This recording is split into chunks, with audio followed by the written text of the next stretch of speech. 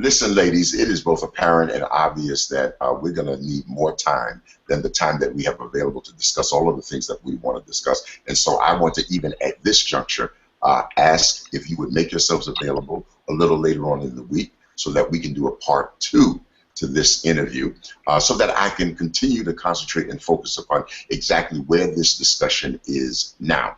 And where I'd like to go here now, Dr. G, after 20 years, Bishop Morton, with his vision, has taken us through a period of transition. This past July, he has relinquished the reins of leadership and turned those over to Bishop Joseph Walker. In a matter of weeks, we'll be going to Nashville, Tennessee for his inauguration. Talk to us about this transition and what you hope to see in the future as it relates to our fellowship. Wow, that's a good question, Bishop Ruder. The transition process was an experience, both emotionally, spiritually, professionally, and one I think is a good one. You know, change is hard.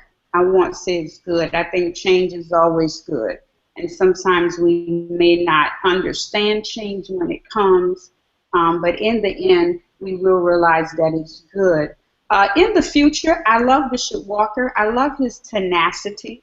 I love his creativity, energy that he brings to Full Gospel. He and Bishop see things 2 different ways, but yet they're stay on their own accord. I think their visions coincide together. They're cohesive.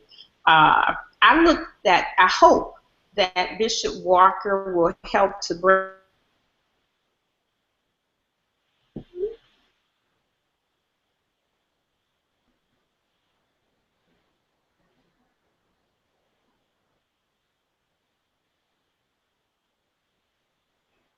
It appears that we have somewhat of a hitch.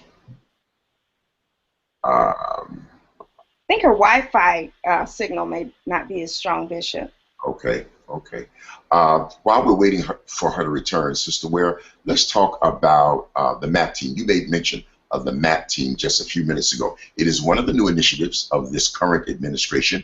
Tell us again what the MAP team is, what it intends to do, and how it anticipates changing the way we do things in the Full Gospel Baptist Church Fellowship as it relates to social media.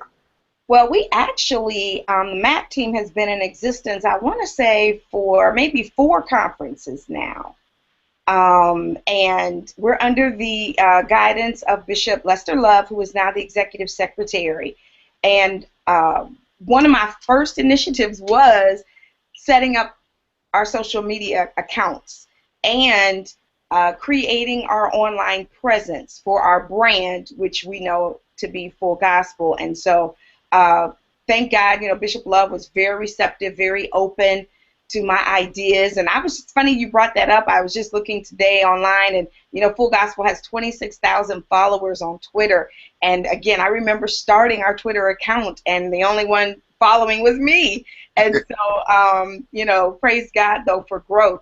But, you know, it's so important that all ministries, small businesses, everybody, that they support and embrace social media. It has now evened the playing field.